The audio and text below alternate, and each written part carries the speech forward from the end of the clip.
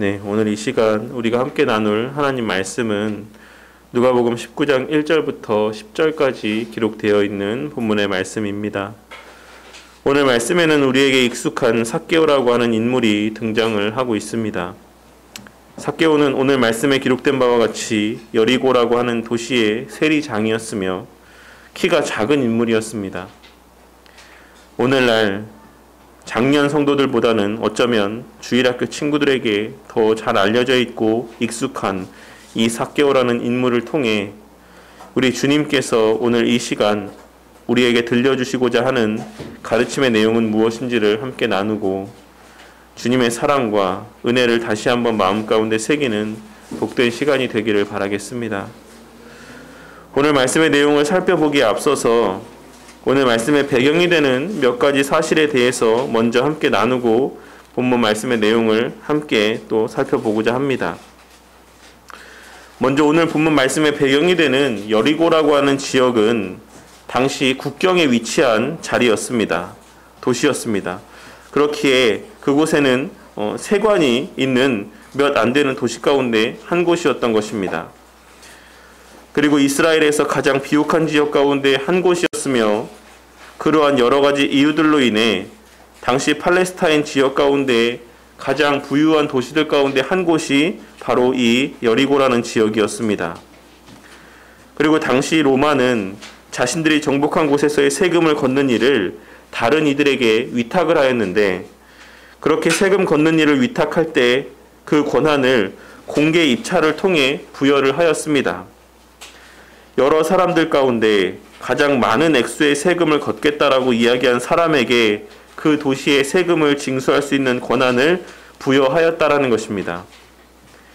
그렇게 로마로부터 세금 징수의 권한을 위임받은 사람들은 그 일을 행함으로 로마로부터 별도의 월급을 받는 것이 아닌 징수한 세금 가운데 로마에게 지불하기로 약속한 부분을 제외하고 나머지의 부분을 자신의 소득으로 취득을 하였기 때문에 그 지역의 세리가 어떤 사람이냐에 따라서 걷는 세금의 정도가 도시마다 또한 달랐던 것입니다. 그리고 당시 여리고와 같이 규모가 있는 도시, 부유한 도시들에 있어서는 그곳에서의 세금 징수권을 소유하기 위한 경쟁이 치열하였으므로 자연스럽게 입찰자들이 높은 금액을 제시하였을 것이고 또한 거기에서 남는 이윤도 막대하였을 것이 분명합니다. 그러니 세리였던 마태도 물론 어느 정도 부유한 삶을 살았던 자라고 할 수가 있겠지만 오늘 말씀에 등장하는 여리고라고 하는 부유하고 번화한 지역에서의 세리장으로 있었던 삭개오는 그 부유함의 정도가 마태나 다른 이들과는 비교할 수 없을 정도로 엄청났을 것이다라는 사실을 우리는 충분히 짐작할 수가 있는 것입니다. 그리고 앞서 말씀드렸던 것처럼 세리들은 로마에 약속한 양을 제외하고는 남는 양을 모두 다 자신의 소득으로 삼을 수 있었기 때문에 백성들에게 지나친 세금을 요구하는 경우가 많이 있었고 그렇기에 당시 유대인들에게 있어 세리는 로마 편에 서서 일하는 매국노요 또한 자신들의 배를 불리기 위해 동족들의 피를 빨아먹는 기생충과도 같이 여겨지는 존재들이었던 것입니다. 그와 같은 배경 지식을 갖고 오늘 말씀의 내용을 살펴보자면 먼저 오늘 말씀이 일어난 그 시기는 예수님께서 십자가 대속의 사역을 성취하시기 위해 예루살렘으로 올라가시는 길에 일어난 사건이었습니다. 그 가운데 예수님께서는 의도적으로 여리고라고 하는 지역을 통과하셔서 예루살렘으로 향하여 가셨던 것입니다. 그런데 그 여리고에는 삭개오라고 하는 한 세리장이 살고 있었습니다. 세리장은 로마에서 세금을 걷는 권한을 위임받아 그 밑에 여러 세리들을 고용하여서 세금을 징수하였던 사람으로 자연스럽게 많은 부를 축적할 수밖에 없는 위치에 있는 사람이었습니다. 그런데 본문 말씀에서 이 삭개오라는 사람에 대해 그가 부자였다라고 새삼스럽게 기록을 하고 있는 것은 그와 같은 객관적이고 모두가 다 알고 있을 만한 당연한 사실을 증거하기 위해 기록한 것이 아닌 당시 보통의 유대인들이 그리 넉넉하지 못한 형편 가운데 살았었다라는 사실과 의도적으로 대조되어지게 기록함으로써 이 사람의 지금 처한 형편이 어떠한지를 사람들에게 나타내 보여주고자 하는 의도적인 언급이라 할 수가 있는 것입니다. 그러니 대다수의 유대인들이 넉넉지 않은 형편에서 살고 있는 것과는 달리 이 삭개오라는 사람은 그들의 돈을 착취하여 매우 부유한 삶을 살고 있었다라는 부정적인 의미가 그 이면에 깔려 있는 것입니다. 누가는 이 삭개오라는 사람을 묘사함에 있어서 당시 사람들이 이 삭개오라는 사람에게 갖고 있었던 생각과 마음들을 이와 같은 표현들을 통해 나타내 보여주고자 하고 있는 어떤 그런 의도들이 담겨져 있는 기록이라 할 수가 있는 것입니다. 그런데 그렇게 부유한 삶을 살았던 삭개오는 예수님을 한번 봤으면 하는 마음을 갖고 있었습니다. 왜냐하면 예수님에 대한 소문은 이미 유대 사회 가운데에 파다하게 퍼져 있었고, 특별히 그 예수님께서 이 여리고 근처에 오셨고 여리고를 통과해 지나가실 것이다라고 하는 소식이 오늘 말씀에 바로 앞절에 기록되어 있는 맹인이었던 바디메오의 눈을 뜨게 하신 일들을 통해 여리고까지 퍼졌을 것이기 때문입니다. 그러니 그렇게 유명한 예수님께서 여리고 근처에 오셔서 또 다른 이적을 행하셨다라고 하는 소식은 금방 삭개오의 귀에까지 들어가게 되었을 것이고, 예수님의 그러한 소식을 들은 삭개오는 그 예수님을 가까이에서 한번 뵙고 싶어하는 마음이 들었던 것입니다. 하지만 오늘 본문 말씀에서 삭개오가 예수님을 만나보고자 했던 것은 단순한 호기심에서 비롯된 마음은 아니었습니다. 오늘 본문 말씀에 기록되어 있는 보고자 하되라고 기록된 표현은 보기 위해 계속해서 찾고 있었다라는 의미의 표현입니다. 단순한 호기심에서 그냥 한번 봤으면 좋겠다라는 마음 정도로 예수님을 찾은 것이 아니라 그냥 기회가 되면 한번 봤으면 좋겠다라는 마음의 정도로 예수님을 보고자 했던 것이 아니라 꼭 한번 만나보고자 하는 마음으로 열심을 다해 예수님을 만나기 위한 방법들을 찾고 예수님을 찾았다라는 의미가 이 표현의 의미 가운데 담겨져 있다라는 것입니다. 그렇다면 삭개오는 왜 그토록 열심을 다해서 예수님을 뵙고자 하는 마음을 갖고 있었던 것이었겠습니까? 그것은 예수님께서 세리였던 마태를 자신의 제자로 삼으셨고, 또한 당시 마태를 제자로 삼으시던 때에 그들과 함께 식사를 하시며 세리를 대하심에 있어서도 아무런 편견이나 차별이 없으셨다라는 사실을 또 삭개오 또한 잘 알고 있었기 때문일 것이며, 또한 더 나아가서 예수님께서는 죄를 사하여 주시는 권세도 있다라고 들었으므로 예수님께 나아가 예수님을 만남으로 외롭고 수치스러운 자신의 상황 가운데서 벗어나고자 하는 마음이 있었기 때문일 것입니다. 그런데 이미 예수님 주위에는 사람들이 매우 많이 몰려들어 있었습니다.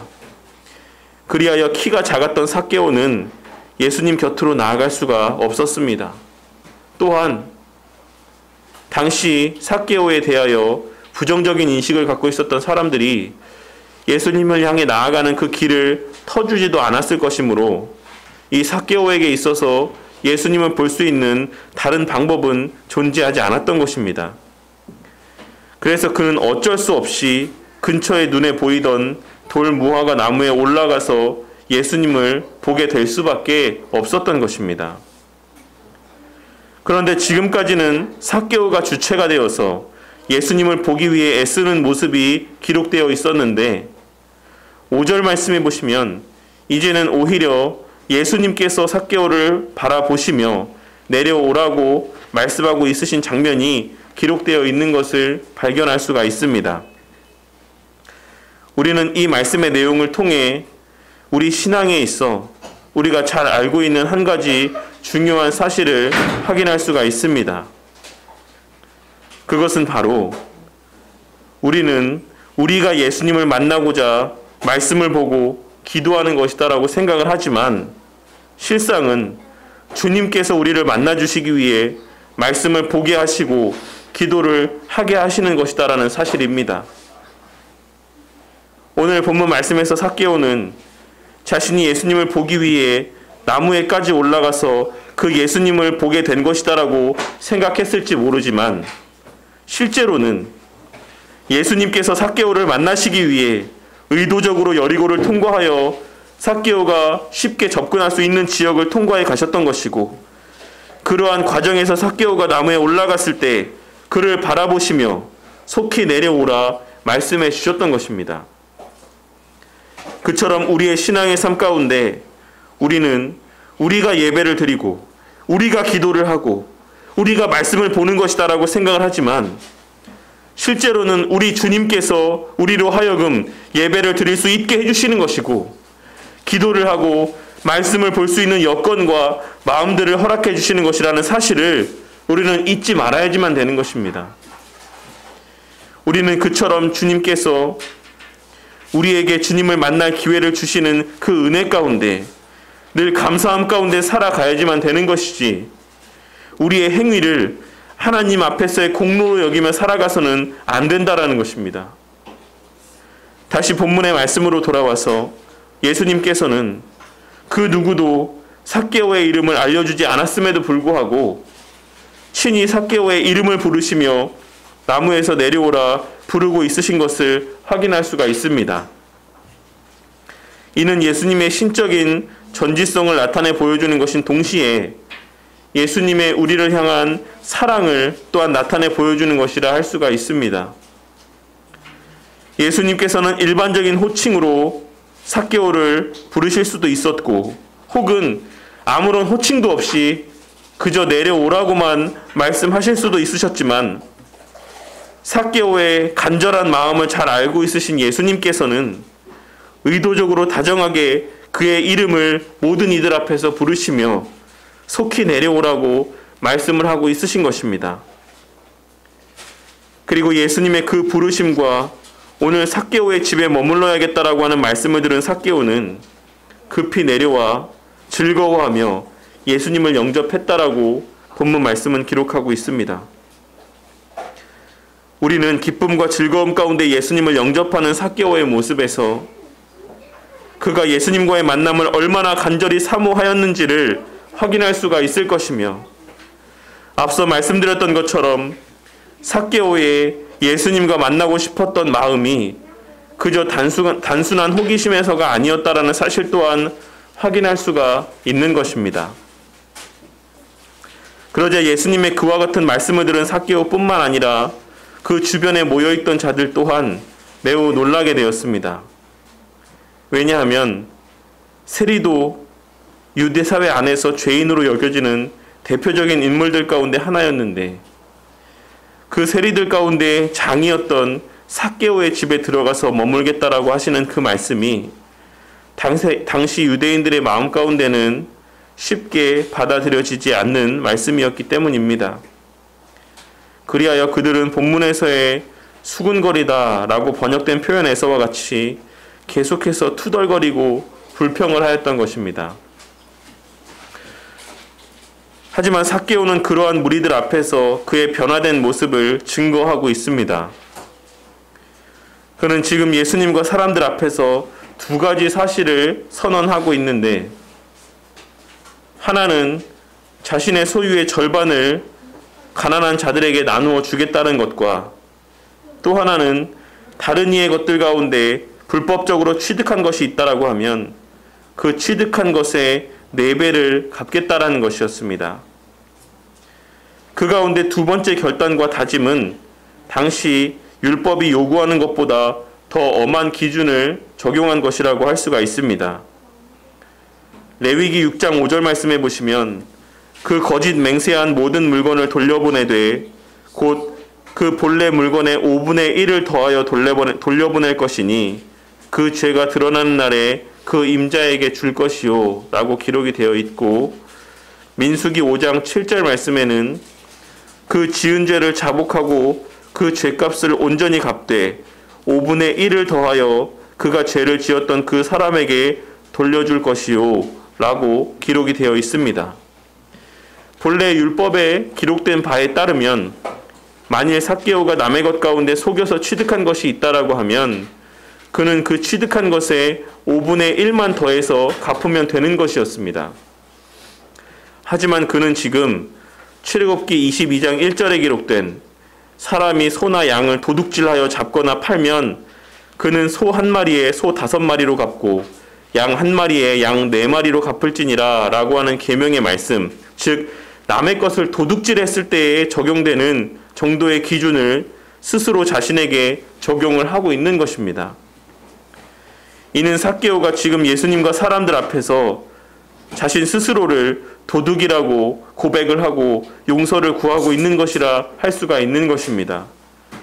그리고 삭개오가 자신의 소유 절반을 팔아 가난한 이들에게 나누어 주겠다라고 말하고 있는 것은 바로 앞선 18장 18절에 기록되어 있는 부자 관원의 이야기를 떠올리게 만듭니다.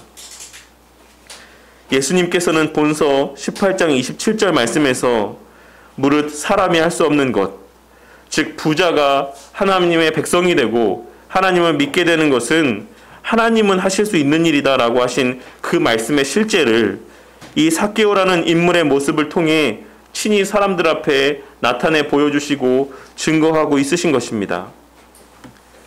어떤 이들은 삭개오는 전부가 아닌 절반만을 가난한 자들을 위해 내놓지 않았느냐라고 항변할 수 있겠지만 삭개오가 자신의 부당하게 취득한 재물을 4배로 갚겠다라고 말한 것을 고려했을 때에 실제로 그에게 남아있는 재물은 얼마 되지 않았을 것이고 그것은 자신과 가족들이 살아가기 위한 최소한의 재물 정도였을 것이다라고 생각을 합니다.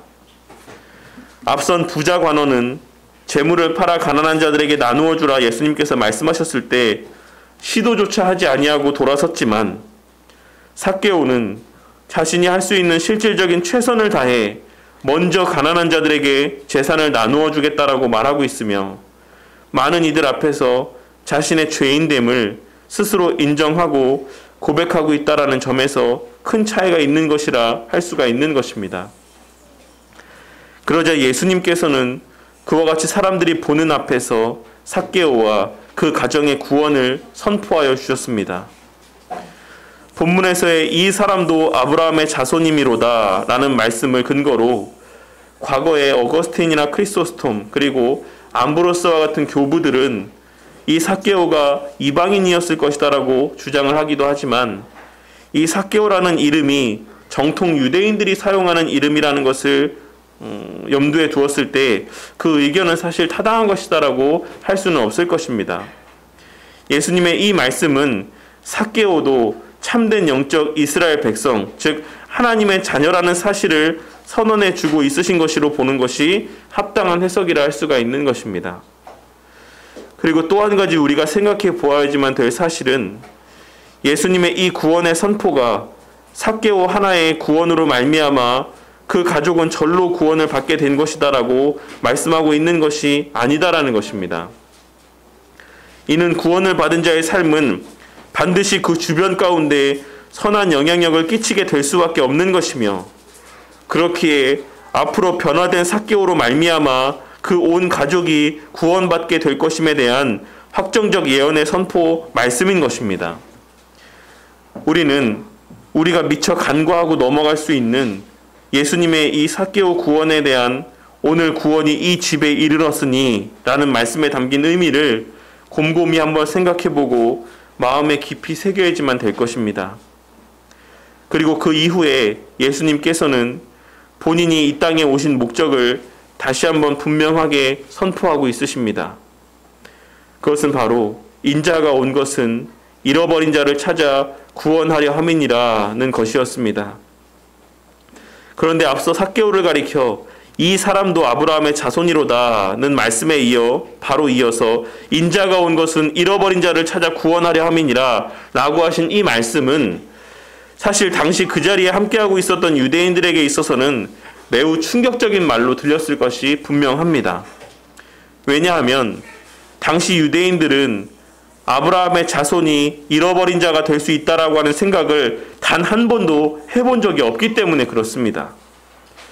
예수님께서는 이 말씀을 통해 혈통적 이스라엘 백성이 참된 하나님의 백성이라 생각하고 있었던 당시 유대인들을 향해서, 그리고 그 혈통으로 말미암아 주어진 구원은 결코 취소되지 않을 것이라 굳게 믿고 있었던 당시 이스라엘 백성들을 향해서 참된 하나님의 백성은 영적 이스라엘 백성들이며 유대인이라고 하는 혈통이 구원을 보증해 주는 것이 아니다라는 사실을 분명하게 말씀하고 있으신 것입니다.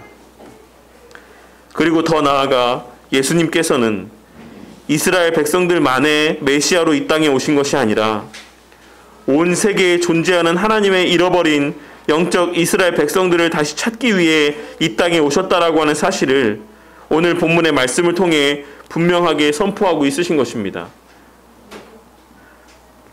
오늘 본문의 이 말씀을 통해 예수님의 존재 목적과 그 안에 속한 우리의 존재 목적을 바르게 깨닫는 은혜가 우리 모두에게 있기를 바랍니다. 첫째로 우리는 예수님의 이 땅에 오심은 잃어버린 자를 찾아 구원하려 하심이라는 사실을 명심하고 살아가야지만 될 것입니다. 이 말이 우리의 삶 가운데 시사하는 의미는 무엇이겠습니까? 우리가 하나님 중심의 삶을 살아간다라고 하면 우리의 삶의 방향과 목적은 하나님의 잃어버린 자들을 찾아 구원하는 것에 맞추어져야 한다라는 것을 의미하고 있는 것입니다. 그렇게 우리가 진정 그리스도께 속한 그리스도의 지체라고 한다면 우리는 우리 주변에 아직 주를 알지 못하는 자들의 구원을 위해 기도하며 그들에게 복음을 전하기 위한 실제적인 노력을 기울이며 살아가야지만 되는 것이며, 우리 주변에 다 믿는 사람들 뿐이라고 한다면 우리는 다른 주의 잃어버린 자들을 찾는 노력들을 기울여야지만 된다라는 것입니다. 우리 주님께서는 십자가 대속의 사역을 감당하시기 위해 예루살렘으로 향하시는 그 마지막 사역의 걸음 가운데 예수님께 있어 가장 큰 가치가 무엇인지를, 예수님께서 지금 예루살렘으로 왜 걸어가고 있으신지를 오늘 이 삭개오의 사건을 통해 우리에게 나타내 보여주고 있으신 것입니다. 오늘날 살아가는 우리에게 있어 가장 큰 관심사는 무엇이고, 우리의 새벽마다 기도하는 기도의 제목들 가운데 가장 많은 시간을 할애하며 간구하는 개인적인 기도의 제목들은 무엇입니까? 지난 금요일 새벽 기도 때도 함께 나누었던 말씀에 기록되어 있는 바울의 고백에서와 같이 우리 그리스도인의 삶 속에서는 우리의 구원 받았음에 대한 감사와 감격 못지않게 그 감사와 감격의 크기만큼의 큰 근심과 그치지 않는 고통이 자리하고 있어야지만 됩니다. 늘 우리 주변에 아직 주를 알지 못하는 자들로 인해 근심과 고통이 우리의 마음 한켠에 자리하고 있어야지만 된다라는 것입니다. 그것이 바로 그리스도의 마음을 품고 살아가는 그리스도인들의 마땅한 삶의 모습인 것이며 그리스도께 속한 자라는 사실에 대한 확실한 표징이 된다라는 것입니다. 우리 주님이 우리가 이렇게 예배를 드리고 있다라고 해서 마냥 즐겁고 기쁨 가운데 지금 이 순간 하나님 보좌 우편에 머물고 계실 것이다라고 생각하십니까?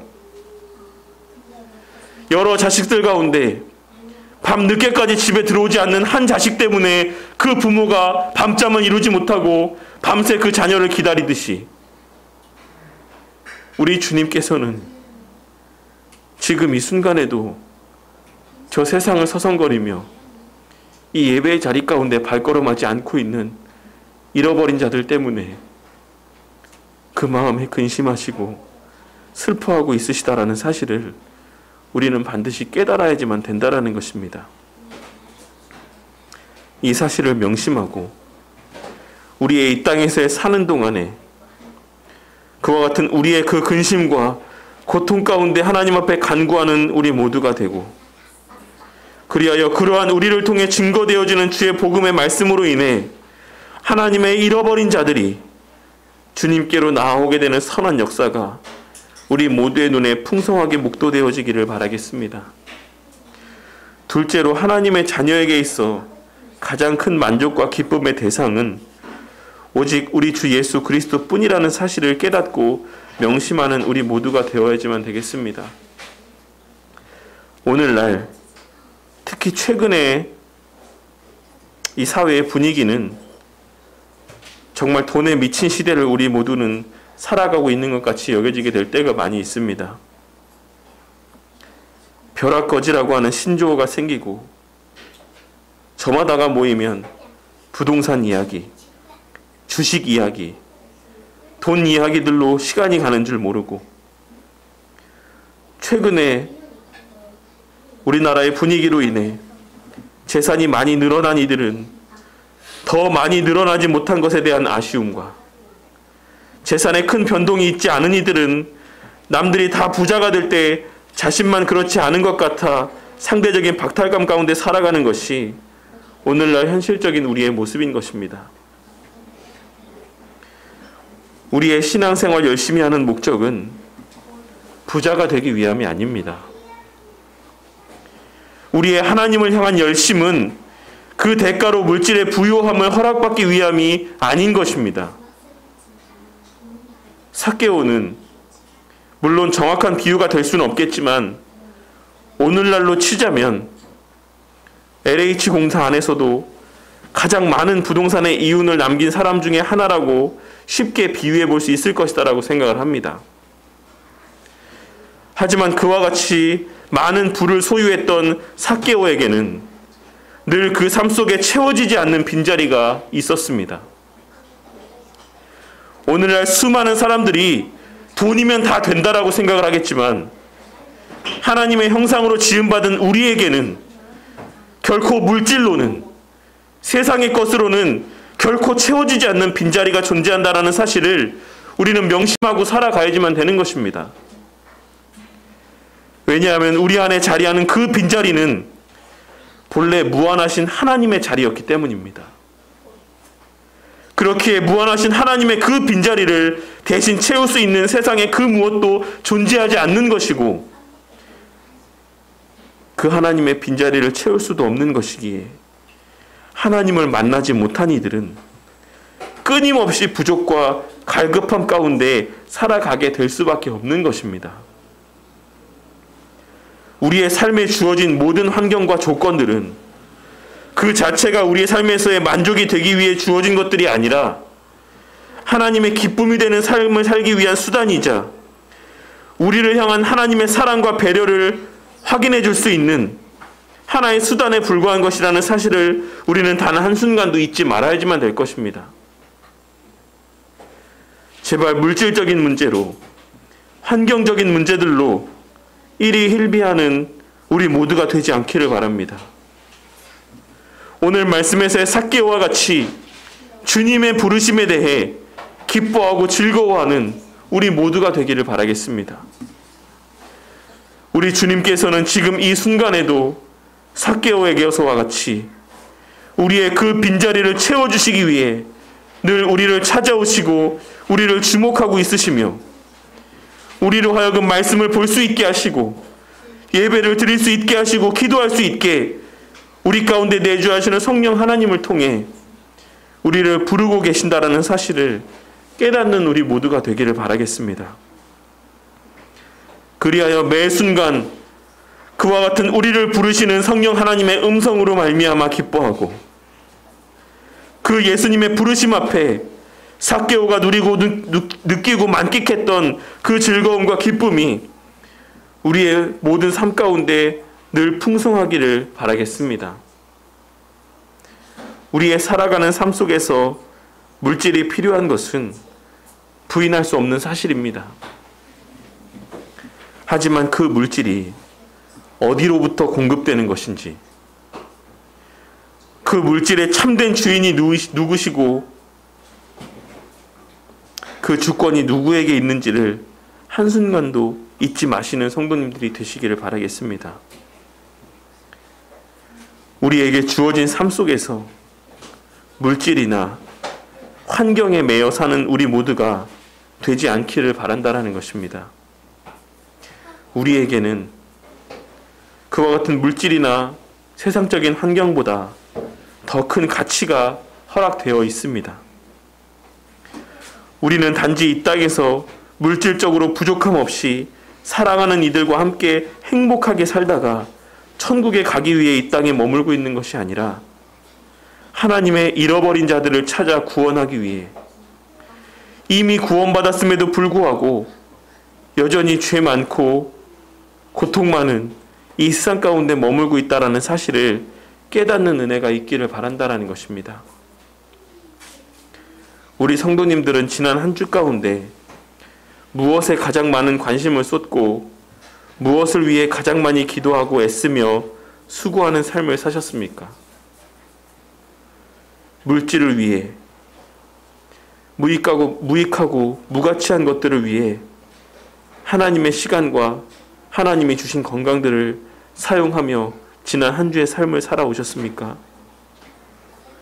아니면 하나님의 잃어버린 영혼들을 위해 하나님께서 허락하신 시간과 건강들을 선용하며 지난 한 주의 삶을 살아오셨습니까? 우리의 삶에 있어 우리 주님이 항상 최고의 자리 가운데 머물러 계시기를 바랍니다. 늘 우리를 주목하시고 우리를 향해 먼저 다가오시는 우리 주님으로 말미암아 늘 감사와 기쁨이 넘치는 우리 성도님들의 삶이 되기를 바랍니다. 그리하여 우리 각자 개인도 우리의 삶 속에서 그 감사와 기쁨을 풍성히 만끽하고 그 감사와 기쁨이 우리 가운데만 머무는 것이 아니라 우리 주변에도 흘러 넘쳐가게 되므로 이 땅에서의 우리의 삶이 하나님의 잃어버린 자들을 구원하는 일 가운데 우리 교회가 하나님의 잃어버린 택한 백성들을 불러 모으는 일들 가운데 귀하고 가치 있게 쓰임받게 되기를 이 시간 주님의 이름으로 간절히 축원합니다.